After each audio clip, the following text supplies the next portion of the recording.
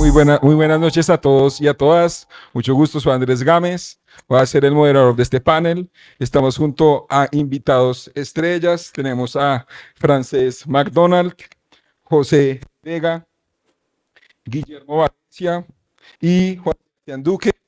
Este panel, como se ve, cripto libres, pero con reglas. Vamos a iniciar con que cada uno se presente brevemente, poderlos conocer, y ya vamos a empezar con unas preguntas que tenemos preparadas y si alcanza el tiempo, preguntas del público. Entonces, Frances, por favor, adelante. Gracias. Bueno, primero agradecer por estar acá en este panel, en el Crypto Latin Fest, a Santiago y a todos sus organizadores. Bueno, me llamo Frances McDonald, tengo una empresa que se llama Divine Match Talent. Yo me especializo en reclutamiento global y talento humano. Llevo más de 5 años en el sector de Web3 y trabajo con diferentes empresas a nivel global, ayudándolos a escalar, generalmente startups. Y bueno, estoy acá para compartir un poquito con todos ustedes sobre esta charla. Por favor. Hola, bueno, un placer estar aquí en este ecosistema tan interesante en Medellín. Yo soy Guillermo Valencia, soy el fundador de MacroWise. ¿Qué hacemos nosotros? Entender el cambio, filtrar el ruido y enfocarnos en la señal. ¿Cuál es la interacción entre la tecnología y la geopolítica? Definitivamente cripto es una de las megatendencias y por eso estamos en este instante acá.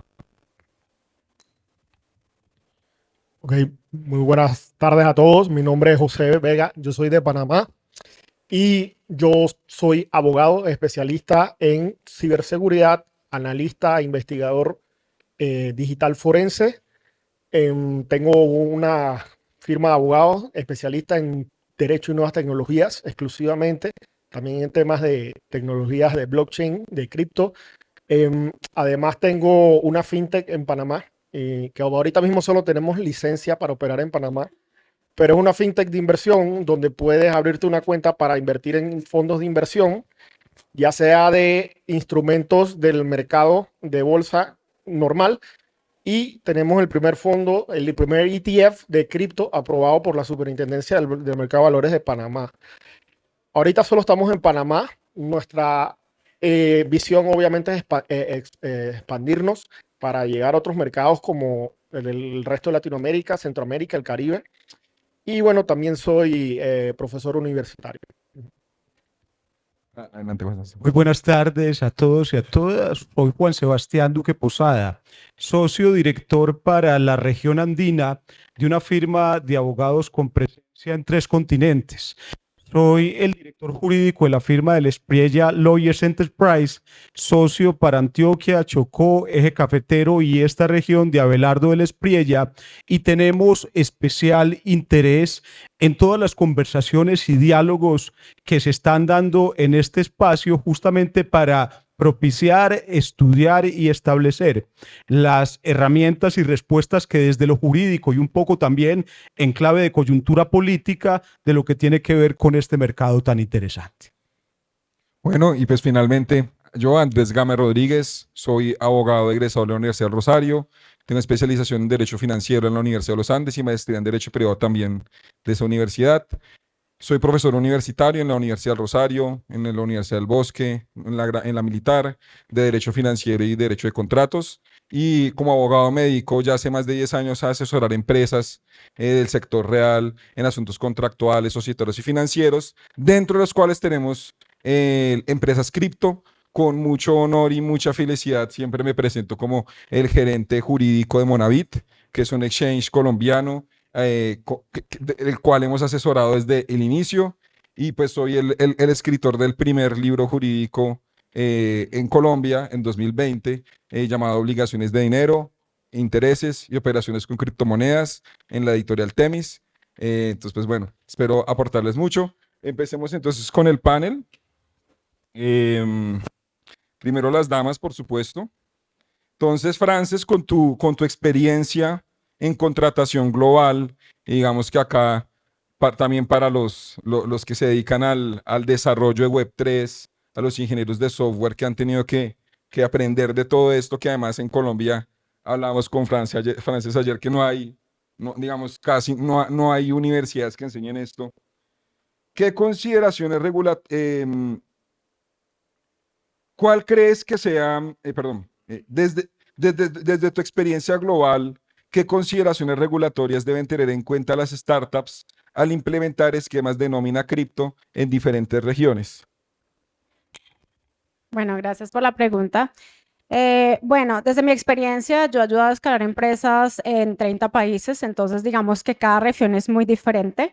Yo soy canadiense y colombiana y he trabajado mucho afuera, entonces bueno, empezando con Estados Unidos, como ustedes saben ahora con la legislación del stablecoin, con el Genius, básicamente el IRS está muy encima ahora de las empresas. Algo que digamos ha cambiado mucho en esto es las empresas en Estados Unidos contrataban muchos contratistas a nivel mundial. Y ha pasado que ahora lo que quieren es que estén en Estados Unidos debido a esta regulación. Esto ha cambiado mucho. Desde el 2020 que trabajo en cripto, era muy fácil hacer una contratación afuera y pagarles en USDC, USDT. Aún lo hacen, pero ahorita están buscando más que la persona está en Estados Unidos. ¿Por qué? Pues porque ahora tienen que hacer toda esta regulación. Las personas, incluso los contratistas, tienen que llenar formularios muy largos, precisamente sobre todo este año con Trump. Entonces, digamos que en Estados Unidos está cambiando mucho eso. Pero también hay otras cosas interesantes, como por ejemplo los estados en Wyoming.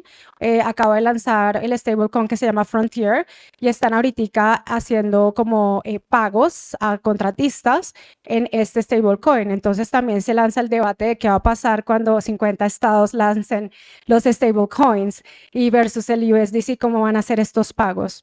En cuanto a Latinoamérica, bueno, en Colombia no hay mucha regulación, entiendo el sandbox ya no está. Acá se puede pagar la mitad en cripto, la mitad en fiat, pero todavía falta mucho. La mayoría de los contractors acá siguen siendo pagados en USDC, USDT, no reportan, no hacen nada de impuestos, que esto es algo también que pues todavía mientras no haya regulación. Y pues en otras partes de Latam, yo trabajo mucho con Argentina, Brasil. Brasil está pues bastante regulado.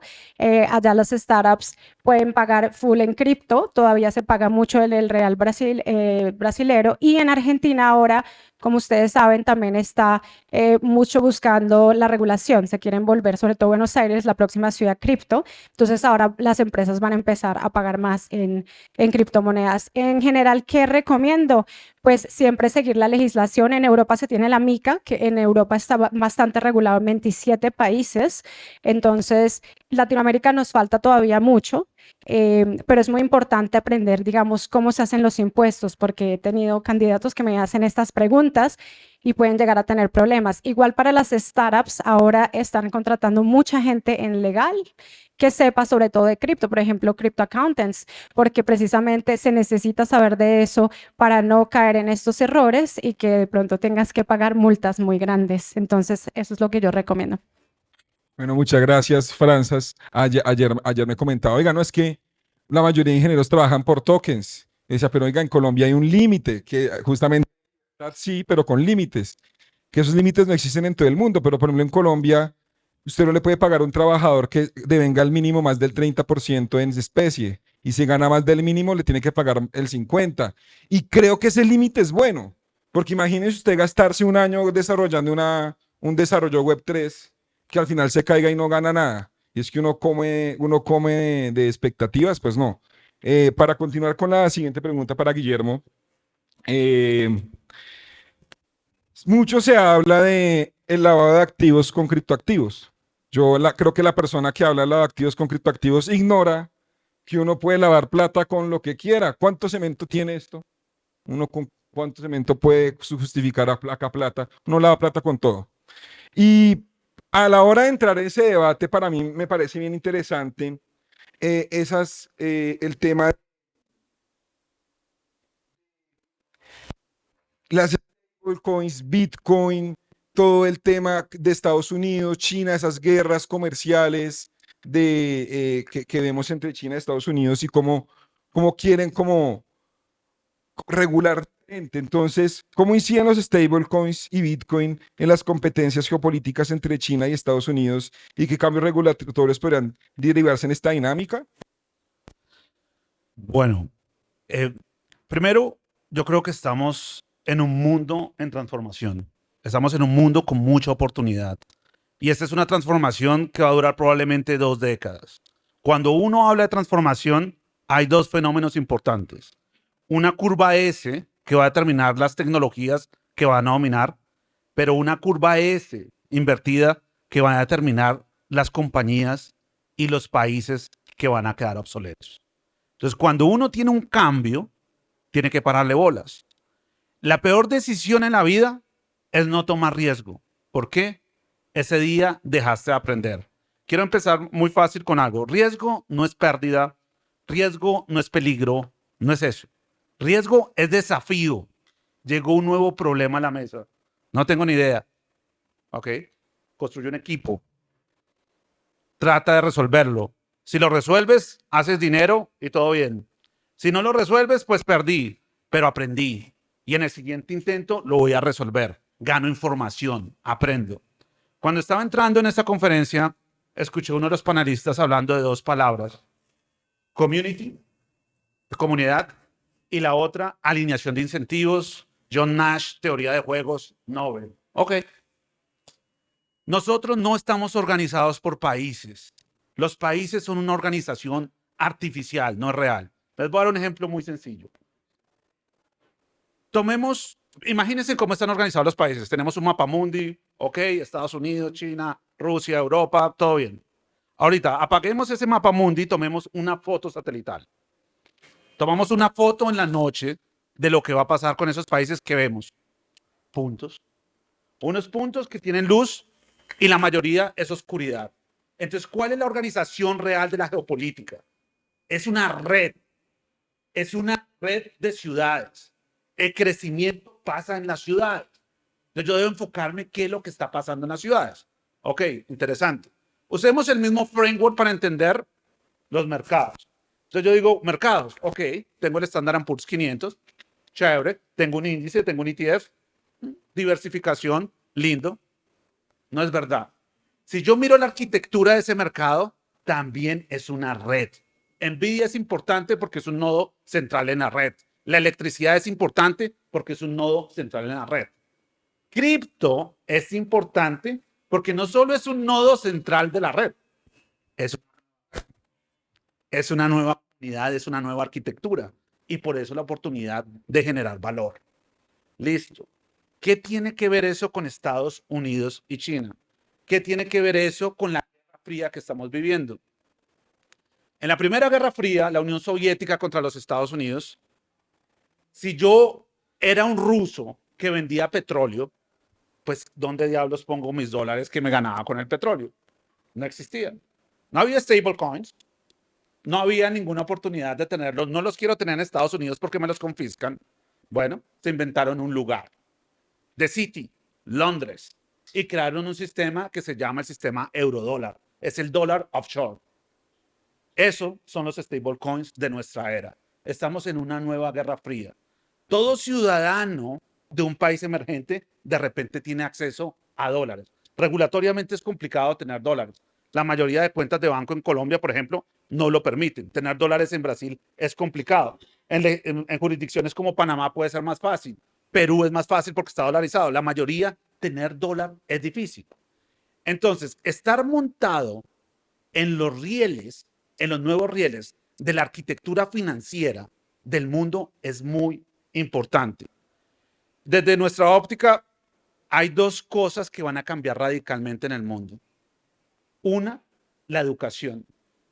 Cuando tenemos algo como ChatGPT, todos, no sé, los que están estudiando en una universidad o quieren aprender, pues a uno lo entrena para responder preguntas. Eso en este instante no sirve para nada. ChatGPT lo hace mejor. ¿Qué es importante? Saber preguntar. ¿Qué es importante? Crear contexto. ¿Qué es importante? Crear red. Red es lo que es fundamental. El otro sistema que está siendo amenazado, pues es todo el sistema financiero. No tengo miedo de decirlo, en 5 años probablemente la mayoría de bancos no van a existir. Si no migran a cripto, no van a existir. Entonces, esto es un tema de ese nivel. Entonces, yo creo que con eso cerraría un poquito la intersección China, Guerra Fría, por qué es importante las stablecoins.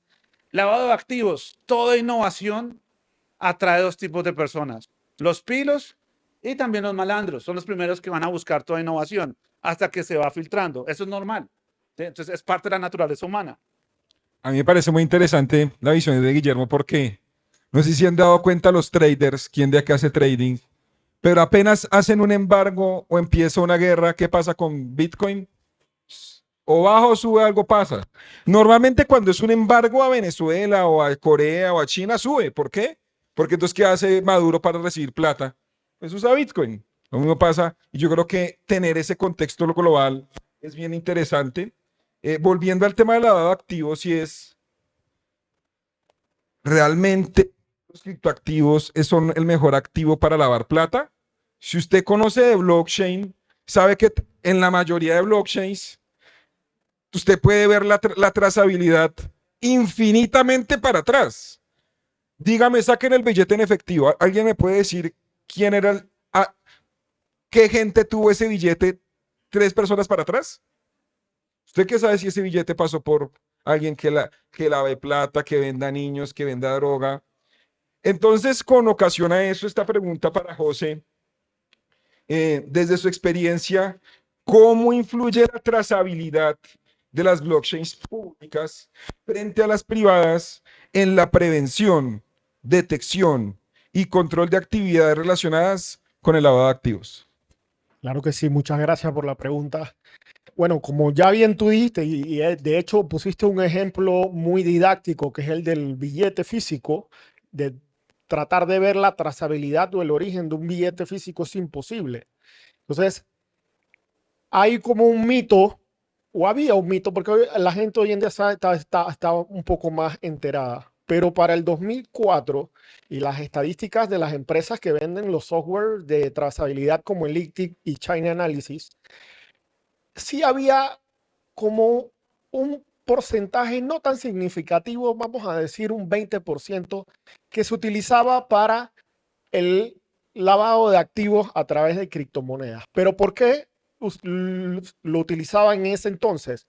Porque el desconocimiento de los mismos cibercriminales o de los mismos criminales, porque pensaban que Bitcoin era anónimo. Bitcoin no es anónimo, es un seudónimo. Seudónimo, se puede ver toda la trazabilidad. De hecho, alguien aquí ha entrado a la dark web, ¿sí? Ves que en la dark web ya casi no hay pagos en Bitcoin, sino es con Monero o con monedas que son anónimas realmente. Precisamente eso. Las estadísticas hoy en día de estas empresas que se venden los softwares de trazabilidad dicen que menos del 1% se utilizan los criptoactivos para el blanco de capitales. Y tiene todo el sentido, porque desde que el momento en que tú decides abrirte una wallet, esa wallet, si esa wallet está vinculada a una red de una blockchain pública, va a generar una clave pública que va a ser la identidad única y tú vas a poder darle trazabilidad. Y les paso un dato. ¿Quiénes aquí manejan Linux? Sí, bueno, hay un sistema operativo que se llama Linux, que es de código abierto, y hay un software que se llama Maltego. Maltego, dentro de sus capacidades, de sus funciones, realiza investigaciones de fuente abierta y dentro de esas investigaciones puedes aplicar plugins para rastrear billeteras y es gratis. Tiene una versión paga que tiene mucha más funcionalidad, pero si te estás iniciando en el mundo de la investigación forense y trazabilidad, te recomiendo Maltego, utilizado obviamente a través de Linux, que lo pueden ejecutar desde una máquina virtual, un VirtualBox, o de embutearlo desde una memoria USB e instalarlo en su computadora. O sea, están acostumbrados a Windows o a Mac, pero Linux para mí es el mejor sistema operativo. Volviendo al tema acá de la trazabilidad, yo pienso que, de hecho, si se desmaterializa el uso efectivo, sería un duro golpe para el crimen organizado, para la corrupción, para todo tipo de delitos que requiere esconder dinero. Porque no hablemos ya de Bitcoin. Si hiciéramos todas las transacciones por Nequi, por Wires, ACH, todo lo digital deja rastro. Absolutamente todo. Desde el momento que ustedes encienden su celular, el celular va registrando un logs de evento. ¿A qué hora lo encendiste? ¿A qué hora entraste a Instagram? ¿A qué hora le diste like a esta foto? Lo mismo la computadora. Entonces, se hace mucho más fácil rastrear. Ahora, por temas de privacidad, hay blockchains, valga la redundancia, privadas. Y estas blockchains tienen un fin. No es el fin de ocultar dinero a través de actividades ilícitas, sino que hay un tema de privacidad. Nosotros en la web 3 surge precisamente porque en la web 2 nosotros cedimos gran parte de nuestra privacidad dando nuestros datos para que estas big tech trabajaran, minaran nuestros datos e hicieran nuestros perfiles, perfilaran patrones de consumo, anyway, lo que te gusta, la música, gustos, consumo y esto para rellenarte con publicidad. Entonces, el Web3 nace de ese, el Web3 es como una especie de una pequeña respiro de libertad dentro de esa privacidad que cedimos en la Web 2, ¿no? Entonces, eso cumple la función de la blockchain privada. Un tema de privacidad, un tema también de seguridad.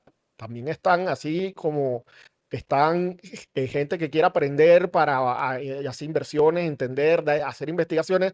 También es en el mundo criminal. También se están capacitando en estos temas y también están viendo a quién le han transferido gran cantidad de dinero, ya lo tienen perfilado. De hecho, ya se han dado secuestros de personas que ya las tenían perfiladas y las han secuestrado físicamente para que les entreguen las contraseñas de su, no ni siquiera de su wallet, de su wallet de app, caliente, de su wallet fría.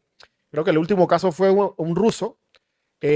Pero sí, es un tema de ideología de privacidad que no necesariamente tiene que estar implicado en un tema de actividades ilícitas. Bueno, muchas gracias. Hay un debate entre abogados. Ustedes saben que cuando hay dos abogados hay 5 opiniones. Entonces, pues, y si hay 10 abogados, pues hay 50. Entonces, ¿es necesaria una regulación específica de los criptoactivos? Hay unos que dicen, no, es que usted no tiene leyes de manzanas. ¿Cuál es la ley de la manzana? Ah, entonces sacamos una nueva naranja. Toca sacar la ley de las naranjas. Dice que no. Hay otros que dicen que sí hay que hacer regulación especial. Y hay otros que dicen, para algunas cosas no, porque ya está el Código Civil. Para otras cosas sí, porque eso no está en el código. Entonces, la pregunta para acá el doctor Juan Sebastián es, considerando esta introducción, ¿considera usted que el ecosistema legal colombiano está preparado para el comercio de criptoactivos en Colombia? Gracias, esa pregunta es supremamente pertinente. Observen. Digamos que la respuesta categóricamente tiene que ser no, no está preparado, y uno lo que podría evidenciar es la presencia de dos sesgos, el sesgo de novedad y el sesgo de ilicitud. El sesgo de novedad no permite, y esto va mucho de la mano con otros subtextos en los que, bueno, la bancocracia y la banca tradicional tiene mucho que ver, y el poder que pueden estas instituciones permear y establecer en esos factores reales no permiten que haya un conocimiento mucho más dinámico. Pero el verdadero problema es el sesgo de ilicitud, porque las repúblicas constitucionales latinoamericanas son realmente nuevas. La más antigua puede tener unos 220, 230 años. Y el problema de los estados modernos, hablando del sesgo de ilicitud, es que todo aquello que no conocen lo criminalizan.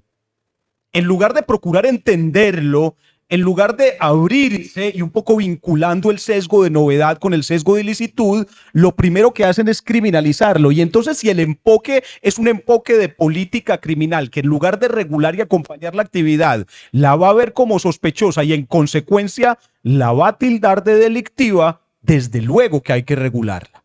Y para regularla hay que entenderla. Y parte del entendimiento en la ruptura, digamos, epistémica del sesgo de novedad y del sesgo de ilicitud pasa por este tipo de escenarios en donde tenemos que vincular también a este conocimiento, a la apertura de los criptoactivos y los activos digitales a personas que vengan de los escenarios de los factores reales de poder para que aperturen un poco su mente.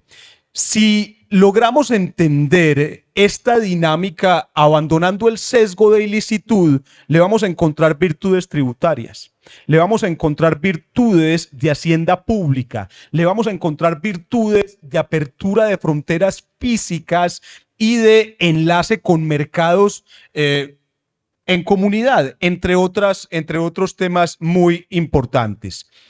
El último, y sí que existe, a ver, lo que pasa es que como no tenemos regulación, entonces al ecosistema normativo que tenemos, digamos, abogados avesados como el doctor Andrés y departamentos legales que van más allá, nosotros tenemos nuestro departamento legal que también se está ocupando y preocupando de estos análisis, empezamos a hacer esfuerzos de interpretación sistemática de las normas que hay. Ves que el Código Civil tiene más de 250 años. En el Código Civil colombiano, como norma que regula las relaciones privadas, todavía está por allá un tema que si las abejas, ¿no? El ataque de abejas y quién responde por el ataque de las abejas y unas vainas. O sea, jamás imaginó Andrés Bello, que es el creador del Código Civil, que 200 y punto años después se iba a hablar de una herramienta que permitiría la transaccionalidad y que no fuera necesariamente lo que establece una moneda pues, tradicional, sin entrar en esas discusiones.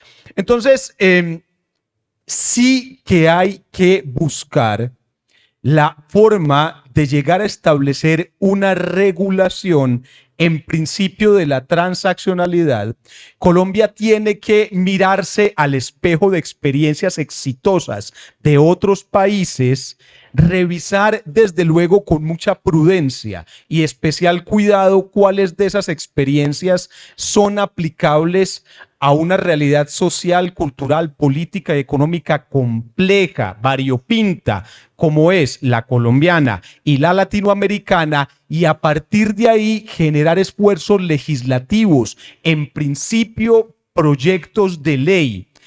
Cuando se va a crear una norma en Colombia, además de un proceso legislativo constitucionalmente establecido, se vinculan grupos de expertos. ¿Por qué no que de estos foros salga un comité o un grupo de expertos que permita esa configuración legislativa o normativa que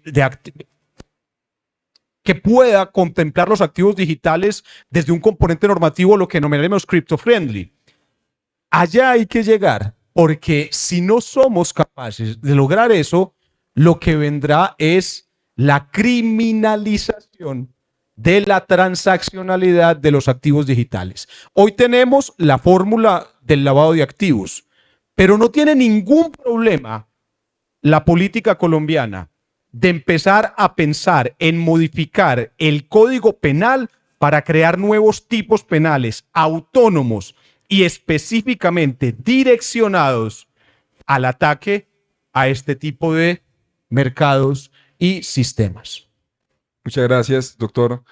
Bueno, pues vamos a hacer una segunda grupo de preguntas. Pero antes quiero hacer una reflexión propia sobre el tema del panel. Sin límites, pero con reglas. Contestando dos preguntas pequeñas. ¿Somos libres de usar criptoactivos? La primera. La segunda, ¿hay reglas? ¿Hay límites? Vamos a verlo.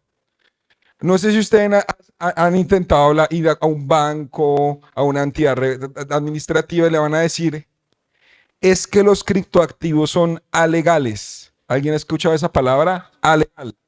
Y venga, o sea, desde Aristóteles se sabe que algo no puede ser y no ser al mismo tiempo. O sea, o es legal o es ilegal. No puede decir que a medias. Y hay un principio en la ley que es muy importante en la Constitución que dice, es el principio de legalidad. Nosotros podemos hacer todo lo que no esté prohibido. ¿Hay una ley que prohíba Bitcoin? ¿Hay una ley que prohíba blockchain? No. Hay leyes que evitan pirámides, entonces no haga pirámides con cripto. Hay leyes que evitan la captación masiva y habitual, entonces no capte con Bitcoin. Hay leyes que prohíben el lavado de activos, entonces no lave con Bitcoin, pero no hay una prohibición a los criptoactivos. Primera parte. Entonces, por principio de legalidad, digamos, podemos meternos más derecho a la libertad de empresa, propiedad privada, libertad de asociación. Tenemos el derecho de usar criptoactivos. Es legal, punto. Ahora, segundo, ¿qué límites? Creo que son los límites de cualquier empresa, pero en el ecosistema cripto vamos a tener unos límites un poco más agravados por ese sesgo que tiene tanto las autoridades como la banca. Entonces usted va al banco y usted va a abrir una cuenta y quiero abrir una cuenta y soy Bitcoin y soy cripto, ¿qué le dicen? Lo sacan a patadas, si le va bien, ¿sí? Y si tiene el contacto del gerente del banco, le dan un café y lo sacan, pero igual lo sacan, ¿sí? Entonces, considerando ese como repudio que existe, es importante cumplir este tipo de normas. ¿Qué normas? Simplemente las voy a enlistar. Primero, prevención al lavado de activos. Si usted está diciendo, no, es que yo recibo cripto y no hago KYC, es como decir que está cogiendo un carro borracho. ¿Qué pasa si usted coge un carro borracho y mata a alguien? Pues acá el penalista le dirá, lo meten a la cárcel por dolo, pensando que usted quería matar a esa persona. ¿Y qué pasa si usted transa con criptoactivos y no hace nada? Lo mismo, ¿sí? Es como si usted tirara 20 tiros al aire y mata a alguien, no hace nada. Bueno, lavado de activos. Muy importante para las empresas cripto, que no capten recursos del público, porque hay mucha captación de recursos del público. Hay que es descentralizado, que es blockchain, y que tiene que ser blockchain y que sea descentralizado. Si usted le pide prestado a plata a 1000 personas y le promete intereses, pues, ¿qué me importa que sea blockchain? Eso es una emisión de bonos. El tema tributario creo que es un tema supremamente importante. Simplemente enuncio facturación y retefuente, retos completamente importantes. Todo el tema cambiario si manejan transacciones internacionales, debida diligencia en datos, consumidor, etcétera. Bueno, voy a hacer unas preguntas adicionales. Les pido por favor que vean ese numerito acá para hacer respuestas de 1 minuto. Guillermo, pregunta. ¿Usted cree que terminemos, digamos, por asuntos políticos, se puede extender la prohibición a la minería que está en China, a otros países, por asuntos ambientales o por qué asuntos cree que se puedan? A China tal vez sí, pero creo que va a haber es un boom de minería, sobre todo en donde haya energía nuclear barata. Hidro, por ejemplo, en Paraguay es supremamente barata y es donde hay más minería en Latinoamérica. Y de hecho es lo que queríamos pensar, cómo volvemos nuestra nación competente energéticamente. Porque Bitcoin es el electrodólar, por decirlo así. O sea, ¿qué era el respaldo del dólar? De alguna manera el petróleo. El respaldo de Bitcoin y la electricidad, en el fondo. Entonces, yo creo que va a haber es más un boom de eso, excepto China. Muchas gracias, Francis. Una pregunta que te le iba a hacer ayer, espero que me la puedas contestar con honestidad. ¿Tú honestamente crees que los desarrolladores de Web3 tengan un trabajo digno ganando solo en tokens? Sí, a ver, la gente que trabaja por tokens que yo te explicaba, sobre todo pasa, pues lo veo mucho en Norteamérica, Europa, que trabajan mucho en protocolos como Ethereum, ¿no? Sí reciben solo tokens al 100% porque, bueno, de pronto tienen 2 o 3 trabajos, pero es que están ahí por la pasión del proyecto y porque ese token puede subir. Tenemos muchos ejemplos de DAOs que también les ha ido muy bien y que realmente, ¿qué reciben ellos a cambio del token? Pues parte de gobernanza, ¿sí? Son como acciones, ¿no? En la empresa. Digamos que el vesting no es como en lo tradicional que se demora años, sino que es instantáneo. Pero sí, porque están ahí más que todo por el amor al proyecto, porque es que las personas que trabajan en todo esto de blockchain lo hacen por una pasión a lo que es ese proyecto. Entonces creo que claro que es más que digno y te digo que cuando tengo muchos clientes que pagan solo en tokens y muchos candidatos que aplican solo porque quieren estar o quieren contribuir con Ethereum o con Solana o con muchos de estos otros proyectos. Bueno, muchas gracias para José. ¿Cuál es la diferencia entre una blockchain privada y un mezclador? ¿O es lo mismo? No, no es lo mismo. Y enfoquémoslo a lavado de activos, por favor. Ok.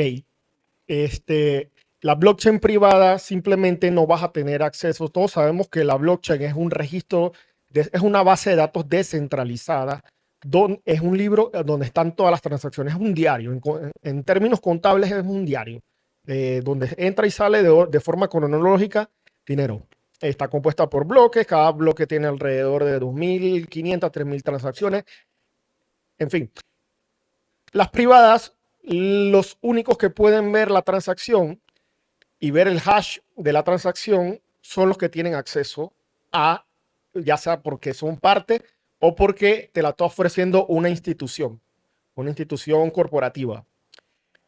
La diferencia con el mixer es totalmente distinto. El mixer es para que yo pueda perder el rastro de la billetera de donde sale la transacción. Es decir, cuando yo paso mis criptoactivos a una wallet de Mixer, lo que hace esa wallet es una wallet que se llama Omnibus. Empieza a recibir plata de muchas wallets y lo que hace es mezclarla. Entonces, el problema de eso es que puede mezclar dinero sucio con dinero limpio y sale de ahí de forma unidireccional.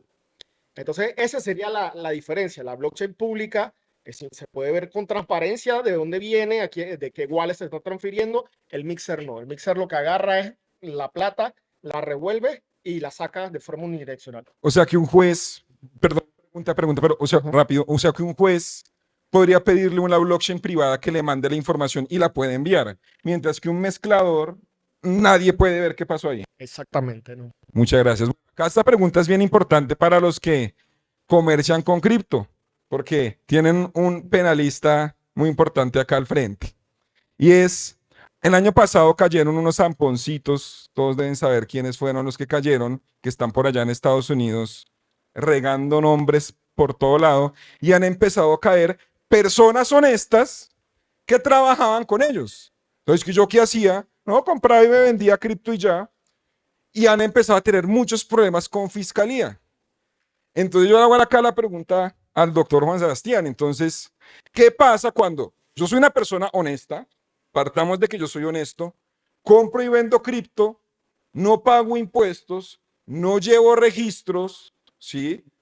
Después termino con propiedades. ¿Qué me puede pasar? Porque yo creo que muchos el miedo, el principal miedo de los que conversamos con cripto es, bueno, pues me clava la DIAN y pago la sanción, ¿sí? Pero hay veces donde eso es lo de menos. Entonces, doctor Juan Sebastián. Claro, doctor Andrés, hay pluralidad de riesgos. Diga, está el riesgo tributario propio de la Autoridad Administrativa de Dirección de Impuestos y Aduanas Nacionales que te llame y te aperture procesos administrativos sancionatorios cuya consecuencia es básicamente pecuniaria. Si te va bien, puedes salir de ello. Pero esas acciones administrativas no son incompatibles con las acciones penales que la Fiscalía General de la Nación pueda iniciar además. Y podría pensar aquí preliminarmente en 3 delitos. Podríamos estar incursos en enriquecimiento ilícito, podríamos estar incursos en lavado de activos, podríamos estar incursos en alguno de los tipos que contempla la norma penal relativos a la evasión y a la elusión fiscal. Y todos pensaremos, pues claro, entonces si me está yendo bien, contrato un buen bufete jurídico y seguramente ellos me sacarían de ese problema. Y ahí viene una deriva y es la dificultad probatoria. La norma constitucional y penal establece que la carga de acreditar la existencia del delito y la responsabilidad es del Estado. Entonces, y esa presunción de inocencia tiene un correlato que es la duda, ¿de acuerdo? La duda razonable me protege a mí y si tu Estado que no sabes de cripto y de transaccionalidad a través de criptoactivos no tienes el manejo del tema, te va a quedar muy difícil probar mi dinámica de evasión, de elusión, de enriquecimiento ilícito, entre otros. Pero el asunto con este tipo de delitos emergentes y especializadísimos es que se invierte la carga probatoria. Es al afectado o al procesado al que le corresponde probar mediante todo tipo de herramientas jurídicas, técnicas y periciales cuál es el origen de los recursos, la transaccionalidad, el patrimonio, y eso es una tarea no solamente ingente, sino que demanda muchísimos recursos y es de muchísimo cuidado porque tienen que involucrar profesionales de todo tipo, desde contadores, ingenieros, abogados, forenses, entre otros, de tal suerte que es una actividad de cuidado. Bueno, ojo porque ustedes tienen que probar que están haciendo las cosas bien. Y si no lo prueban, bueno, para cerrar, muchas gracias. Simplemente quisiera que cada uno dijera sus redes sociales, cómo los podemos contactar para pues que el público voy a contactarlos, por favor, cada uno. Vale, bueno, nos pueden seguir en Twitter, GMacroWise. La página web de nosotros es macrowise.co. Me pueden seguir en Divine Match Talent. Estoy en todos los canales, en X, en LinkedIn. Si quieren, están buscando trabajo en Web3 o empresas que necesitan reclutamiento. Lo más importante que puedo decir aquí, comunidad. Si alguien quiere entrar en Web3, los puedo conectar en la comunidad global. Técnico o no técnico, es la mejor forma de entrar a trabajar en cualquier proyecto. Divine Match Talent. Bueno, a mí me pueden seguir en Instagram a través de la cuenta de mi firma especializada en Derecho Informático que se llama Fintegrity Group. Y en LinkedIn me pueden buscar como José F. Vega Sacasa. Bueno, mi red personal es en Instagram, Duque-JS. También está la de la firma del Espriella Lawyers o en la página web de nuestra firma que es delespriellalawyers.com. Y aquí publicidad política no pagada.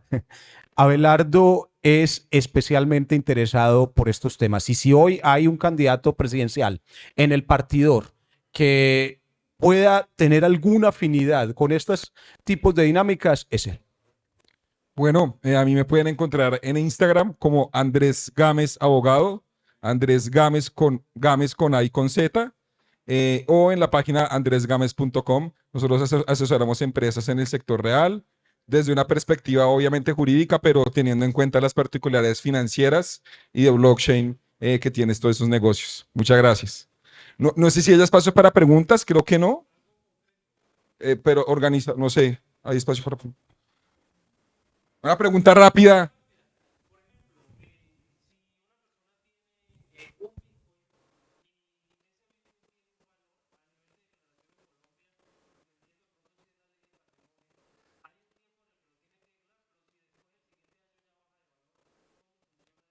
Yo le puedo contestar esa pregunta muy breve. Usted tiene que declarar ese bien al precio de adquisición, que es el precio de compra. Y dependiendo si usted es obligado a llevar contabilidad o no, va a poder actualizarlo anualmente conforme a unas reglas del IPC o no. O incluso incluir dentro de ese precio los gastos los gastos que son directamente, dice la ley, los gastos necesarios para poner el bien en marcha para venderlo. Entonces yo ahí metería el KYC, metería más cositas. Usted lo tiene que declarar al precio de adquisición, actualizarlo y puede incluir lo que le dije dependiendo si es obligado a llevar contabilidad o no ahora. ¿Qué pasa? Usted anualmente puede actualizar ese precio, pero no pasa nada. ¿Por qué? La pérdida o ganancia, la pérdida de utilidad se causa cuando usted vende el activo. Entonces compré un Bitcoin en 80, subió a 120, me tocó declarar renta. Declara, sí, pero no tiene que pagar nada. Si lo vende y se gana los 40, ahí sí tiene que declarar renta sobre pues esos 40. Ahora, si usted lo compró en 80 y ahora vale 40, esa pérdida no la puede ejercer, no la puede contabilizar hasta que lo venda. Ahora, si lo vende y genera la pérdida, ese periodo no paga renta y en los periodos siguientes puede descontar esa pérdida de sus ingresos para descontar la renta. Entonces, la fluctuación no hace que tenga que pagar renta. Lo que tiene que hacer es cuando lo vende. Es la diferencia entre el precio de compra y el precio de venta, y el precio de compra se puede actualizar. No sé si alguien quiera.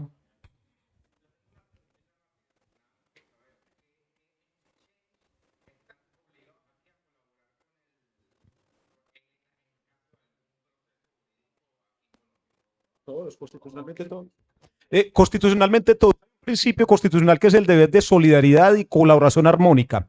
En virtud de ello, todos deben estar, cuando menos en la disponibilidad. Hay una diferencia no solo semántica en capacidad y disponibilidad. Y ahí entonces es donde entran las asesorías jurídicas a establecer ciertos blindajes, entre otros, y garantías. Pero constitucionalmente debes estar en la disponibilidad de proporcionar la información, el dato, los insumos y, lo más importante, las pruebas si eres requerido por una autoridad judicial o administrativa. Simplemente para cerrar, hay que saber bien en qué exchange lo tiene. y sobre todo no lo voy a decir para temas penales, que yo de penal solo sé el número del penalista, que ahora va a ser Juan Sebastián, pero en temas de nosotros, y es, ¿qué pasa cuando, perdón, los embargos? ¿Usted le puede embargar Bitcoin? Depende. Si la tiene en un exchange centralizado como, no quiero decir nombres, un exchange centralizado, le mandan una carta como al banco. Oiga, banco, congele lo que tenga esta persona en la cuenta y lo deposita al banco agrario. Un juez que sepa de blockchain, ¿qué debería hacer? Exchange centralizado, me bloquea los fondos y me los gira hasta wallet. Se puede. Ahora, si usted lo tiene en un exchange descentralizado, lo máximo que le pueden pedir ustedes, dígame la llave pública para saber qué tiene, pero no le puedo pedir nada más. Si lo tiene en una wallet fría, pues le tocaría hacer una diligencia de secuestro, a cogerle todas las USBs que tengan cara rara, a ver si le logra. Pero bueno, ya me toca, ya nos toca terminar. Muchas gracias a todos y a todas, a los panelistas y a todos.